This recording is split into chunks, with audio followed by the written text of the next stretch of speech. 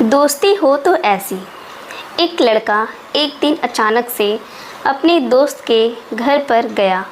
उसके दोस्त ने जैसे ही दरवाज़ा खोला तो उसने देखा कि दस्तक देने वाले उसके दोस्त के चेहरे पर साफ उदासी छाई हुई है और उसका दोस्त काफ़ी दुखी लग रहा है। उसने तुरंत अपने दोस्त को घर के अंदर बुलाया और उसे बिठाया, पानी दिया और फिर पूछा कि क्या प्रॉब्लम है भाई। उसका दोस्त हिचकिचाते हुए बोला कि उसके ऊपर 7 लाख का कर्ज है जो उसे जल्द से जल्द देना होगा, वरना उसको उसी के घर से निकाल दिया जाएगा। उसके दोस्त ने उससे कहा, अगर हो सके तो तुम मुझे वह पैसे दो, मैं तुम्हें थोड़े थोड़े करके लौटा दूंगा। दोस्त ने अपने दुखी दोस्त को आश्वासन देते हुए कहा कि तुम डरो मत, मैं अभी कुछ तुम्हारे लिए करता हूँ। उसने अपनी बीवी को दूसरे रूम में बुलाया और उसे कहा कि उसके पास जितना भी कीमती सामान है वो उसे दे दे।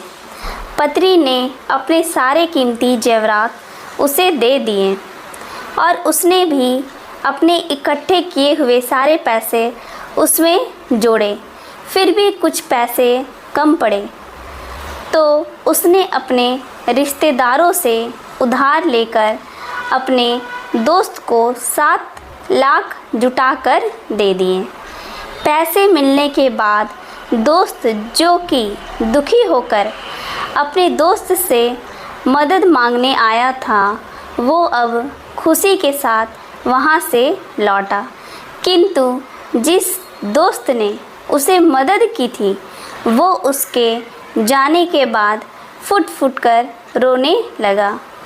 उसे ऐसा रोता हुआ देखकर उसकी पत्नी ने उसे चुप करने की बहुत कोशिश की, पर वो फिर भी बहुत ज़ोर ज़ोर से रोता ही रहा।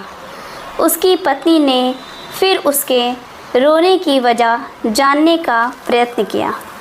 उसकी पत्नी को लग रहा था कि अपने दोस्त के लिए उसने अपने रिश्तेदारों से उधार लिया है, इसलिए वो रो रहा है।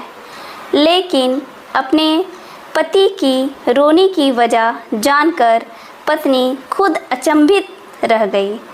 उसके पति ने उसे कहा कि मैं एक अच्छा दोस्त बिल्कुल नहीं हूँ, क्योंकि मेरा दोस्त इतने कष्ट में था और मुझे पता भी नहीं था।